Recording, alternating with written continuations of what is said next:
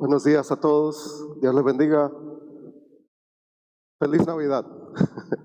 Lo digo porque ya en mi casa esta semana se puso la decoración y ya se siente el ambiente de esa forma. No sé si ustedes no lo han hecho y ya les motivo a que comiencen a poner sus adornos, aunque algunos lo hacen después de Acción de Gracias. Pero es un gozo y un privilegio para mí estar aquí hoy, de nuevo compartiendo la palabra. Si no me conocen, mi nombre es Luis y tengo el privilegio de servir como uno de los pastores en nuestra iglesia aquí en Christ Fellowship. Christ Fellowship en español, que tenemos como misión y propósito hacer discípulos que amen a nuestro Salvador Jesús, pero también que lo sigan al mismo Jesús como el Señor de sus vidas. Y parte de este discipulado es que constantemente vamos a la palabra de Dios. Y hoy le invito a abrir sus Biblias en 1 Corintios, capítulo 5. Hemos estado en esta serie expositiva a través de esta carta de Pablo a los Corintios. 1 Corintios, capítulo 5, y hoy estaremos viendo los versos 9 al 13. Vamos a orar. Gracias, Señor. Te damos por tu gracia. Gracias, Señor, por tu misericordia. Gracias, Señor, por tu perdón. Y gracias, Señor, porque nos permites hoy reunirnos como tu cuerpo, como tu pueblo, como tu morada, para darte sacrificios de acción de gracias y de alabanzas al Dios que nos ha salvado. Gracias, Señor, porque no merecemos lo que tenemos. Y tenemos mucho más de lo que merecemos. Y te pedimos, Señor, ahora que a través de tu palabra tú nos hables, tú nos confrontes, tú, Señor, toques nuestros corazones, nos muevas a la acción, pero sobre todas las cosas nos muevas a adorar tu nombre con más convicción todavía. Bendice este tiempo, Señor, lo ponemos en tus manos, remueve distracción de medio de nosotros y confiamos en tu gracia y en tu poder. En el nombre de Jesús, amén. Hace un tiempo en la empresa en que trabajo hicieron una actividad para unirnos como equipo. Y a alguien se le ocurrió la idea, vamos a contactar a una organización que trabaja en la ciudad y esa organización se dedica a ayudar a construir casas a personas en necesidad. Así que todo se organizó y salimos ese día hacia un lugar cerca del downtown, creo que era, para ayudar a la construcción de esa casa de una persona que no conocíamos. Cuando llegó el día yo estaba un poco ansioso, si me conocen porque saben mis pocas habilidades en esta área, pero por ver en qué consistía todo esto. Desde que llegamos al lugar de la construcción nos dieron indicaciones de todo lo que debíamos hacer durante el día. Y también nos entregaron todo el equipo que necesitábamos, herramientas que yo no conocía, para trabajar con eficiencia y con seguridad. Y me di cuenta cuántos equipos se usan en este país comparado a cómo se construye en mi país. En ese momento lo pude ver bien claro. Pero de repente ahí estaba yo con mi casco de seguridad, color blanco, mis lentes especiales, color negro, herramientas y materiales por mi cintura. Me pusieron una correa gigante que estaba llena de tornillos, clavos, martillos, destornilladores y muchas otras cosas más. Nos sentíamos todos en el grupo tan especiales que hasta nos tomamos una foto. Yo lucía como un constructor. Yo caminaba por todos lados como un constructor. Quizás hasta podía hablar como un constructor.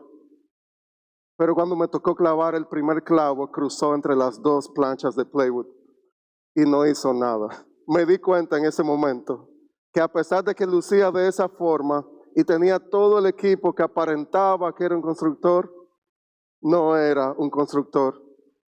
Y la supervisora, que tenía aproximadamente 83 años, vino y me enseñó cómo se clavaba el clavo en ese momento. No era un constructor. No soy un constructor. Tuve que reconocerlo y tuve que admitirlo y tuve que pedir ayuda para que el equipo siguiera adelante en ese día. El texto de hoy Primera de Corintios 5, de 9 al 13, nos llevará a meditar en el contraste marcado que existe entre la iglesia y el mundo. Y el peligro que tiene ese autoengaño de llamarse parte del pueblo de Dios y realmente no serlo. Si la iglesia es de Dios, es el templo de Dios, es el edificio de Dios, ¿quiénes son los que forman parte de su pueblo? El texto de hoy nos ayudará a tratar de determinar quiénes están adentro y quiénes están afuera. A preguntarnos, ¿hay alguna diferencia entre los que están afuera de ese pueblo de Dios, que es su iglesia, y los que están adentro? Y esa es la pregunta sencillita de hoy. ¿Adentro o afuera? Las ideas de hoy. La iglesia está en el mundo, pero el mundo no está en la iglesia. Y la iglesia de Dios entiende esta realidad y actúa de acuerdo a esto.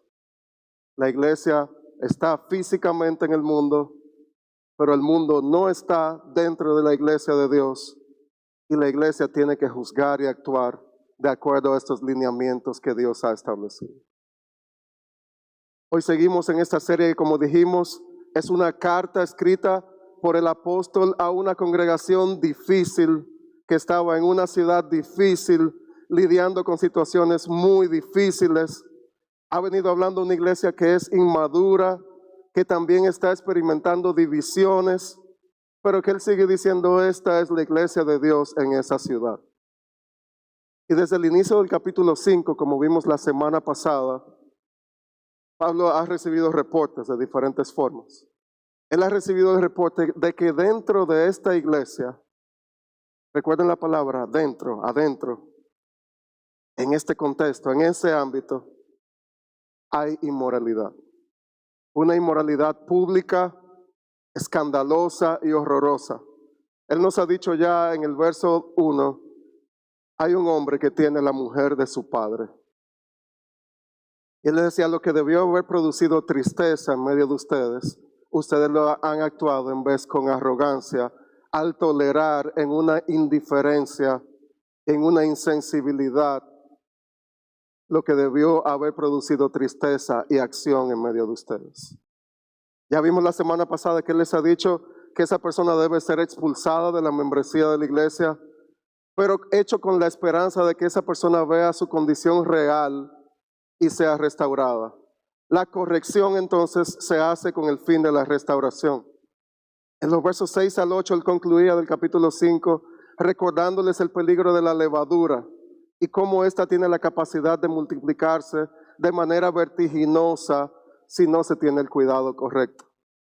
Si Cristo es nuestra Pascua, ese sacrificio único y perfecto, entonces, iglesia, ahora vivimos libres de la levadura y lo hacemos como dice el verso 8 en 1 Corintios 5.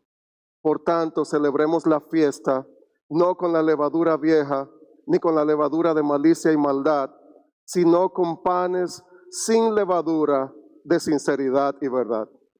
La fiesta de los panes sin levadura que celebraba el pueblo, ahora se cambia por una fiesta que constantemente como el pueblo de Dios celebramos porque Cristo ya hizo todo lo que tenía que hacerse. ¿Y cómo lo hacemos ahora? Con sinceridad y verdad. Y de esta forma entonces la iglesia está llamada a corregir. Para que Dios sea glorificado, la iglesia sea protegida y el pecador sea restaurado. Pero miremos el verso 9 donde estaremos hoy. Él les decía, en mi carta les escribí que no anduvieran en compañía de personas inmorales. No me refería a la gente inmoral de este mundo, o a los codiciosos y estafadores, o a los idólatras, porque entonces tendrían ustedes que salirse del mundo. Fíjense cómo él comienza en ese verso 9. Él dice, en mi carta. Él está diciendo, ya yo les he dicho esto antes. No sabemos exactamente a qué carta él se refiere. Se entiende que hubo una carta que nosotros no tenemos en la palabra, el canon que tenemos hoy, pero hubo una carta que él había enviado a los corintios y puede referirse en este momento a eso. Él les decía de manera clara, ya yo les había dicho, no anden en compañía de personas inmorales. Es como si había una cierta confusión dentro de la iglesia de Corinto con instrucciones que se habían dado anteriormente. Y ahora en estos versos de hoy que estaremos viendo, él trata de aclarar en qué contexto ocurre la disciplina de la iglesia y en qué contexto alguien es considerado realmente como parte de su pueblo. Hay una situación de extrema inmoralidad y él les recuerda de cuidarse. Cuando él dice ahí en compañía, es mezclados o más bien en una asociación íntima con este tipo de personas que viven en un pecado no arrepentido y que es evidente a todos los que les rodean. Y quizás los corintios le habían dicho a Pablo de alguna forma, pero ¿cómo podemos evitar estar asociados con personas inmorales cuando nosotros vivimos en Corinto? Que es, si ustedes hacen una ecuación en cualquier lado, Corinto igual inmoralidad. ¿Cómo tú pretendes que yo haga eso? Y es por eso que en el verso 10 él les dice, yo no me refería a la gente inmoral de este mundo, mis hermanos corintios, porque si fuera así, ustedes ya no pudieran ir al supermercado, ni ir a la escuela, ni ir a su trabajo, ni jugar con otros niños, porque esa es la realidad de todo este mundo. Él le dice, la gente inmoral de este mundo no es a lo que yo me refiero cuando estamos hablando de este caso de disciplina aquí. No se refería a los de este mundo, a los incrédulos que viven entregados a la malicia y la maldad. Y se fijan que él da más descripciones. Él va del caso que tenemos de la inmoralidad sexual flagrante y difícil de entender, a también decir que no solamente en este mundo hay inmoralidad, sino también reina la codicia. Mis hermanos corintios, ustedes también se van a encontrar con personas que tienen más y más y quieren acumular más sin importar si daña al otro. O también se van a encontrar con estafadores, con esos lobos rapaces que le extorsionarán para lograr su propósito. O también estarán lidiando con gente idólatra que adora no solamente a Afrodita, pero también adora su estatus y sus vidas. Él les decía, estamos físicamente en este mundo, pero también sabemos que cuando él habla de mundo, él se refiere a toda la humanidad alejada de Dios y completamente hostil a la causa de Cristo. Movida por placeres pasajeros y ventajas sobre los demás. Movida por las riquezas o la acumulación de esas riquezas y seducida por lo creado al mismo tiempo que se olvida al Creador. Él les dice, ustedes no pueden pretender que personas de este mundo que viven dominadas por todas estas cosas que les acabo de decir, sean a ellos a quienes yo me estoy refiriendo cuando estamos hablando de esta corrección dentro de la iglesia. Mis hermanos y hermanas, este verso nos recuerda algo muy importante y diría que es retador para nosotros hoy. Hemos dicho que el pueblo de Dios, capítulo 1, ha sido separado por Dios a los santos en Corinto que están siendo hechos santos. El pueblo de Dios ha sido separado por Dios para vivir para Dios, pero lo hace en medio de un mundo que no se parece al Dios a quien sirve. Un mundo que lo ha rechazado deliberadamente, obstinadamente y sin ningún tipo de arrepentimiento por las acciones que él está cometiendo. El mismo Señor Jesús, mientras intercedía por sus discípulos en Juan 17, él les dijo, Señor, yo les he dado tu palabra. Y oigan lo que dice el mismo Señor Jesús.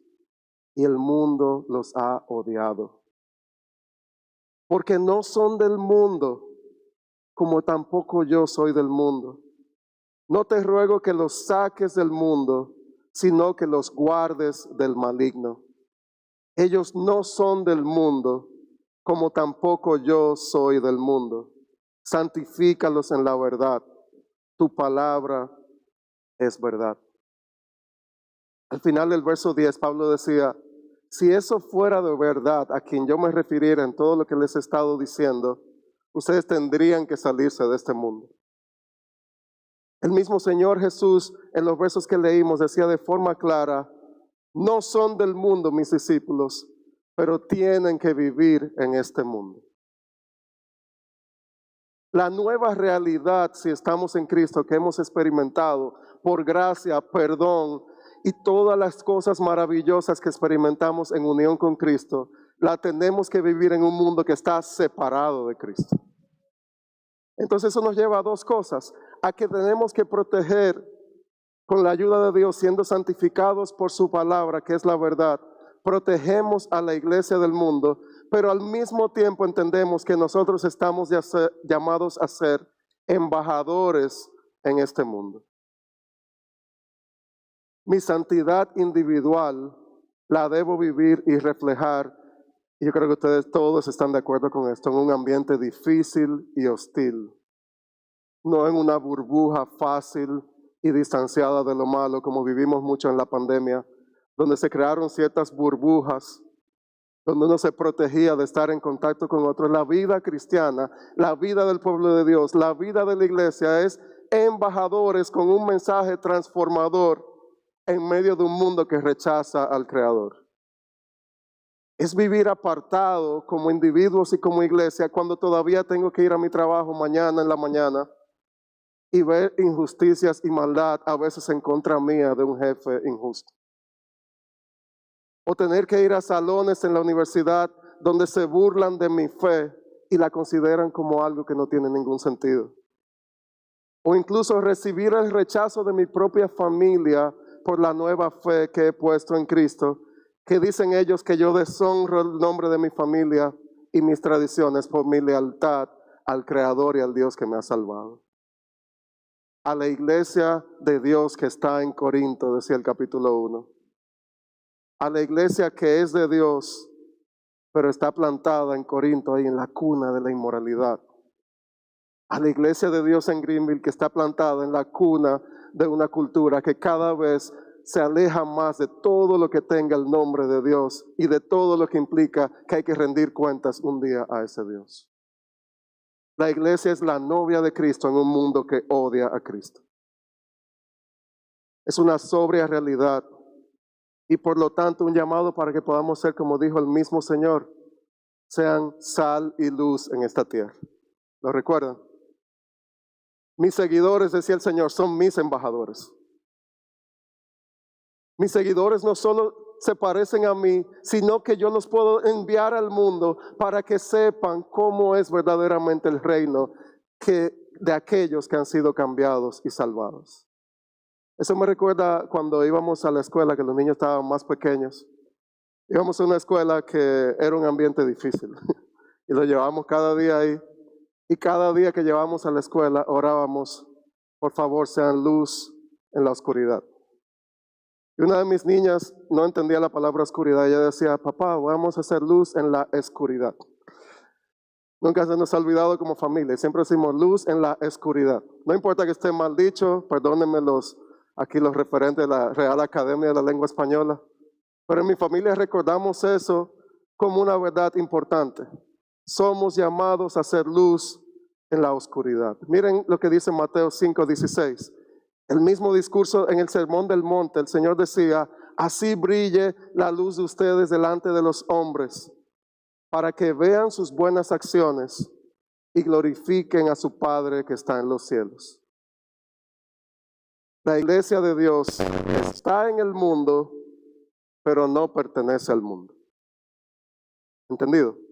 ¿De acuerdo? Cada día y cada hora actuando como embajadores de Cristo en el mundo. Tiene la misión de ser ese faro de luz en medio de las tinieblas. Como cuando en mi país que había muchos apagones, había mucha falta de energía eléctrica cuando yo iba creciendo. Y a veces estábamos todos los niños sentados ahí afuera en medio de la oscuridad de la noche y se prendía la luz y todo era felicidad y todos aplaudíamos y celebrábamos cuando la luz iluminaba ese parqueo del edificio y todos podíamos jugar otra vez. Como iglesia, entonces, nuestro trabajo es ser ese faro de luz en medio de las tinieblas. Yo sé que ustedes me dirán, pero ¿cómo te me está yendo como fuera de sitio? Porque aquí Pablo está hablando, diciéndole, miren, yo no le estoy hablando de que se alejen de esas personas inmorales de este mundo. Pero es claro que implícitamente aquí se nos está enseñando hoy como iglesia a nosotros, que nosotros tenemos que actuar como luz en medio de esta oscuridad. Tenemos que mostrar la luz del Evangelio a un mundo que vive en oscuridad, camina en oscuridad, se tropieza en oscuridad y sigue ese camino a la perdición, creyendo que está caminando en una carretera completamente iluminada con reflectores gigantes. Y así mismo va a la perdición. Y por eso la iglesia tiene esta misión. Si como iglesia hacemos nuestro trabajo, iluminamos con la verdad a un mundo lleno de oscuridad. O si no lo hacemos, tapamos con la verdad, tapamos con nuestros malos actos, la luz que debiera resplandecer. Qué responsabilidad tan gloriosa. La iglesia no es del mundo, pero está en el mundo. Una nueva realidad vivida dentro de una horrorosa realidad. Y es por eso que Él les aclara aquí todo lo que estamos hablando. Yo no me refería a personas de este mundo, con las cuales no estoy diciendo que se parezcan a ellos, pero que resplandezcan la luz de Cristo en ellos. En el libro de Deuteronomio constantemente, el autor le recordaba al pueblo, el Señor le recordaba al pueblo, recuerden que los liberé de la esclavitud en Egipto. Hay un recordatorio constante que el Señor hace de dónde nos sacó y nos lo hace vivir en medio del lugar de donde nos sacó. Así que ya Pablo ha aclarado a quién no se refería cuando decía no anden con el inmoral. Pero entonces, ¿a quién realmente él se refería? Miren el verso 11. Sino que en efecto les escribí que no anduvieran en compañía de ninguno, y mírenlo ahí en sus Biblias, que llamándose hermano, lo voy a repetir, ninguno que llamándose hermano es una persona inmoral o avaro o idólatra o difamador o borracho o estafador. Con esa persona ni siquiera coman. Pablo se le fue aquí el lápiz y él siguió agregando descripciones en el verso 11. Es como yo pienso, Pablo decía, mira, este está dentro de la iglesia, pero también hay este tipo de personas, con este tipo de acciones que se llama hermano. No se asocien íntimamente, no se mezclen, no sean influenciados, no sean llenados con la levadura de esa persona inmoral que está viviendo como lo que están afuera, pero se llama a sí mismo como que está adentro. Y si comparáramos esos dos versos, es como si en el verso 10 él habla de gente inmoral de este mundo y los describe. Por cierto, no son listas exhaustivas. No crean que estas son las únicas cosas. Son ejemplos. Pero miren el verso 11. También se describe de esta forma, pero le aclara llamándose hermano. Y ahí está la clave de este pasaje. La descripción es de una persona que vive de esta forma, igual, si se fijan, la descripción es aún más amplia, igual como vive el de este mundo, pero lo hace deliberadamente, sin un arrepentimiento genuino, movido y dominado por el pecado. Pero cuando llega la hora de reunirse como iglesia, él dice, yo estoy activamente en una relación con la mujer de mi padre, todo el mundo lo sabe, pero yo soy su hermano. Qué situación tan peligrosa. Y lo peor de todo, la iglesia está actuando con indiferencia y temor cuando se requiere amor y valor. Hemos venido hablando desde la semana pasada acerca del proceso de disciplina dentro de la iglesia. Estos versos de hoy nos llevan a meditar y a reflexionar que el cuerpo de Cristo debe entender quiénes verdaderamente forman parte de esta iglesia. Quiénes verdaderamente forman parte del pueblo de Dios y quiénes no. Con la idea de que la iglesia sea protegida y el pecador sea restaurado. Por eso ustedes oyen constantemente que le hablamos de clases de conexión aquí en nuestra iglesia, con la idea de la importancia que tiene la membresía, la importancia que tiene saber quiénes somos, tanto para líderes que rendirán cuenta delante de Dios por esas personas, pero también para unos con otros saber a quién rindo cuentas. Y también saber a quién puedo ayudar y con quién puedo vivir mi vida cristiana. Este contraste es tan claro, es cuidando la iglesia de Dios. Nos presenta un contraste entre quienes son de afuera y quienes se creen estar adentro. Es sumamente importante entonces que entendamos que la iglesia está compuesta por personas regeneradas, ciudadanas del reino de Cristo, y la iglesia reconoce la profesión de fe reflejada en el bautismo y afirma, cuando hacemos una membresía, lo que estamos diciendo, puedo llamar a esta persona mi hermano o mi hermana, porque tenemos una fe común en Cristo y ahora nos comprometemos a vivir esta realidad juntos como la iglesia de Cristo. Cuando entendemos esta verdad tan espectacular, ¿saben qué pasa? Llegamos a amar la iglesia de Dios de una manera verdadera. Por eso la disciplina entonces no suena como un lenguaje abusivo, sino suena como un lenguaje de amor.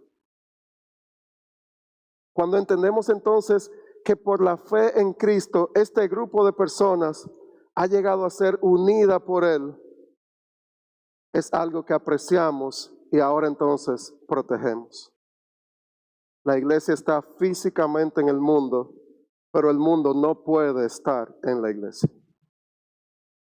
En el capítulo 13 él le decía, ustedes cuando están divididos, cuando muestran esa división, no actúan como personas del mundo. Ya le ha preguntado eso en esta carta. O sea, hay una diferenciación, hay una claridad de los que están adentro y los que están afuera. Si la iglesia va a ser sal y luz, como el Señor lo dijo, en medio de un mundo perdido, que él oraba al Padre diciendo, Padre, ellos no son del mundo como yo tampoco soy, pero tienen que mantenerse viviendo en este mundo y siendo sal y luz. Entonces, iglesia, tengamos lucha con el pecado que nos asedia. Estemos dispuestos a luchar, pero juntos para que Dios sea glorificado en nuestras vidas individuales y en nuestro testimonio como faro de luz en la comunidad en que vivimos. De nuevo, refiriéndose aquí a alguien, Pablo, que vivía como alguien de afuera, pero decía, yo soy un hermano. En el verso 5 él le decía, entréguenlo a Satanás, pero con el fin de que sea restaurado. En el verso 11 dice, con ese ni siquiera coman. El lenguaje se sigue poniendo cada vez más fuerte. Sobre todo para nosotros como latinos que vivimos en base a una mesa llena de comida. Y las relaciones muchas veces se basan entre un cafecito, un postre y todo eso. Aquí él me dice, ni siquiera coma con aquel que actúa de esta forma. Podía referirse a la cena del Señor, que veremos en unos meses, en el capítulo 11. Pero aquí lo que da a entender, no se trata ahora de que yo voy a estar viendo, ok, esta persona cometió un pecado, entonces yo me alejo de él y ahora no hago nada con esa persona para que no me contamine con su levadura. No, aquí no estamos hablando de un detector de pecados. Aquí estamos hablando de una iglesia que con amor juzga el pecado bajo la premisa y la condición de que mira su propio corazón en constante arrepentimiento delante de Dios. Este alejamiento que Pablo indica aquí que debe ocurrir es protegiendo la iglesia del mundo y también enseñándole al pecador que de la misma forma que ese pecado lo separa completamente de Dios, también lo separa de la comunidad de creyentes que han sido comprados por la sangre de Cristo. No se trata de un creyente que peca, se trata de un pecador obstinado que dice ser creyente. Y es por eso todo este proceso tan fuerte que estamos viendo aquí. Un proceso que lleva tiempo, que es doloroso, que es triste, pero es un proceso en el que la esperanza es que se abran los ojos de un pecador ante su pecado, donde se hace entender el peso y el precio que tuvo que pagar para que nos llamemos hermanos. No sé si ya le está pasando a ustedes, pero a mí me pasó cuando meditaba en este texto, que yo no puedo tomar como un hecho la palabra hermano cuando se le digo a alguien. Cuando digo mi hermano o mi hermana, estoy hablando de algo sumamente glorioso y por lo que debo tener cuidado, por lo que debo apreciar, porque es una obra de Dios que tú y yo hoy seamos parte de la misma familia.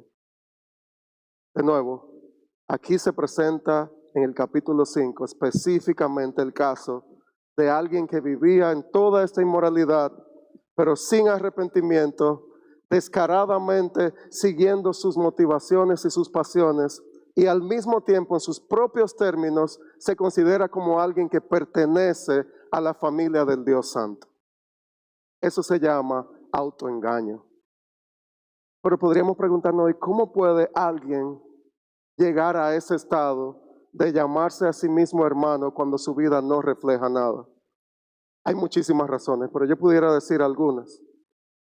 Puede ser por un mal entendimiento del Evangelio, mal entendimiento sobre lo que es realmente el pecado que nos separa de Dios, un mal entendimiento sobre lo que es la gracia que es dada por Dios a pecadores arrepentidos, un mal entendimiento incluso de lo que es realmente la iglesia de Dios.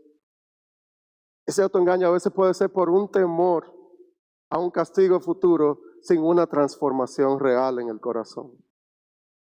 O puede ser por guardar apariencia por una conveniencia en un momento específico de la vida de la persona. O puede ser por falta de cultura eclesial, donde esa persona nunca ha visto lo que significa vivir en transparencia unos con otros. O también enseñanzas erróneas, como un legalismo o una gracia barata. Hay muchas cosas, pero esas cosas ocurren y el autoengaño es real, y es por eso que cada semana, cada momento, en cada cosa que hacemos como iglesia, tenemos el estandarte de proclamar el evangelio de salvación a través de Jesucristo. Porque somos luz en un mundo perdido, guiando a la gente con el mensaje de Cristo, pero también necesitamos iluminar con la palabra en cada reunión a nosotros como lo que nos llamamos hoy su congregación, para que entendamos si realmente somos parte o no de ese pueblo. Lámpara es a mis pies tu palabra y lumbrera a mi camino, decía el salmista. Necesitamos iluminar a la congregación de los santos con la palabra de Dios. La iglesia está en el mundo, pero el mundo no está en la iglesia, y es sumamente peligroso cuando caemos en el autoengaño de llamarnos hermanos cuando no lo somos. Y la forma de revelar lo que hay en el corazón es a través de la exposición de textos como este, que pocas personas, y yo diría, yo no escogería al azar. Si yo me paro y me piden predica un texto, yo quizás no escogería 1 Corintios 5, pero es la palabra de Dios que nos habla claro a nuestros corazones. Si no hay predicación que llame al pecado, pecado, o que muestre que el pecador solo es salvo por la obra y gracia de Cristo, será mucho más fácil que personas se autollamen hermanos bajo una falsa profesión. La iglesia está físicamente en el mundo, pero el mundo no puede estar en la iglesia. ¿Y ahora qué hace la iglesia? Finalmente, los versos 12 y 13. Pues, ¿por qué he de juzgar yo a los de afuera? Pablo les ha aclarado su confusión. Les ha dicho, yo nunca les dije que no se relacionaran con la gente del mundo, pues tendrían que salirse. ¿He de juzgar yo a los de afuera? Le dice Pablo. ¿No juzgan ustedes a los que están dentro de la iglesia? Afuera, adentro. Y dice el verso 13, pero Dios juzga a los que están afuera. Y termina diciendo, expulsen al malvado de entre ustedes. Ya él lo había dicho en el verso 2, que el que ha cometido esta acción fuera expulsado de en medio de ustedes. Después de haber aclarado todo este proceso, ¿a quién aplica todo este proceso de disciplina? Que aplica de nuevo a una persona que se hace llamar hermano dentro del cuerpo de Cristo y obstinadamente vive como alguien que no refleja la luz de Cristo. Ha habido un proceso que se ha llevado, como vimos la semana pasada en Mateo 18. Ha habido gracia de los hermanos y hermanas de la iglesia, ha habido gracia de parte del liderazgo, Y ha llegado el momento en que la iglesia toma acción en base a la dirección provista por Dios. Les he recordado, dice Pablo, les he aclarado, es tiempo de que la iglesia juzgue al que está adentro. Dios juzga al pecador del mundo. Mi trabajo es ser embajador de proclamar su mensaje, pero yo no soy quien juzgo finalmente al pecador, es Dios. La iglesia presenta con denuedo el evangelio, pero dentro de la iglesia tiene la autoridad dada por Dios, Mateo 16, Mateo 18, de juzgar entre un creyente que peca o un pecador no arrepentido que dice ser creyente. Y eso se va a hacer, aunque suena raro y difícil de distinguir, va a ser sumamente claro en el momento que sucede. Pero como no somos Dios, todo esto dentro de la iglesia lo hacemos en la base de lo que podemos ver como el fruto de la persona que dice ser mi hermano. En Mateo 7, Jesús decía, no juzguen para que no sean juzgados. Decía, miren su corazón, miren lo que hay, la paja que hay en su ojo, o la viga que hay en su ojo, y después que han hecho eso, entonces señalen a su hermano. No significa que no tomo ninguna acción de corrección, lo que significa que la hago de la forma correcta, donde primero ha habido un arrepentimiento en mi propio corazón. Si me creo moralmente superior, caigo en el error de juzgar y condenar con mala intención y sin amor. Si entiendo que también yo soy un pecador que mira la viga de su propio ojo primero, entonces, ¿qué pasa? Yo puedo, mediante el fruto que observo, con amor, como ya vimos, ayudar a esa persona a entender su realidad con el fin de que sea restaurada y manteniendo esa distancia, como vimos en el verso 11, con el fin de que se entienda que la levadura tiene efecto también en la vida de la iglesia. Expulsen al malvado de entre ustedes. Similar a Deuteronomio, que al dar las leyes morales decía, así quitarás el mal de en medio de ti. El capítulo entonces finaliza con esa exhortación, pero ahora hemos entendido con más claridad. Todo este proceso se hace dentro de la iglesia, se toma el tiempo y la gracia necesaria para distinguir quiénes son verdaderamente parte del cuerpo, con el fin de lo que no lo son, sean confrontados con su realidad y recapaciten en fe y en arrepentimiento. Una corrección con el fin de restauración. Discutía el otro día con una persona de Guatemala, una frase que se usa en mi país, que dice, pasó de Guatemala a Guatepeor. Y yo quiero finalizar hoy yéndonos a nosotros directamente a nuestros corazones y que sea un tiempo de reflexión también individual. Ya entendemos nuestro llamado como iglesia. Pero ese de Guatemala a Guatepeor, me refiero aquí a esos dos cuadros rojos que ustedes ven ahí. Hay dos lugares en los que tú no puedes estar hoy si eres parte del pueblo de Dios. Afuera, sabiendo que estás afuera sin arrepentimiento y viviendo de acuerdo a tus pasiones y a tus ideas. O Guatepeor, o peor, afuera creyendo que estás adentro, escondido bajo una máscara de una falsa profesión, sin un arrepentimiento y sin una fe verdadera en Cristo. Dos lugares en los que no puedes estar si has experimentado la gracia de Dios. Hoy tu vida puede estar escondida o en una profesión falsa que es engañosa y esclavizante, o tu vida puede estar escondida en Cristo, y ese es el camino que la palabra nos propone. Si somos el pueblo de Dios, estamos adentro de su pueblo y firmes y fieles, aunque imperfectos, donde la marca clara de aquellos que forman parte de su pueblo es arrepentimiento constante. La palabra dice que estamos escondidos en Cristo para siempre. Escondidos en Cristo para siempre, quien ya ha vencido por siempre a la malvada muerte, quien ya ha vencido por siempre el aguijón del pecado, la culpa removida por el poder de Cristo. ¿Vieron la belleza de estar dentro de este pueblo de Dios? La condenación quitada de raíz en la cruz del Calvario. La incertidumbre vencida con toda la seguridad, cuando el mismo Señor le decía, ustedes serán mi pueblo y yo seré su Dios. Aquí no hay ambigüedad para el que está adentro. La enemistad, comprados y redimidos al más alto precio para ser adoptados como parte de la familia más gloriosa y maravillosa en la que puedo llamar hermano o hermana a personas que no tengo nada en común excepto a Cristo. Y eso me hace que cuando yo estoy adentro y firme en esta verdad, me hace amar a su iglesia, me hace amar a mi hermano, me hace soltar a mi hermano. Y si son mis hermanos y mis hermanas, los puedo llamar así porque tenemos el mismo Padre que nos ama, alimenta, cuida y protege. ¿Estás adentro o estás afuera?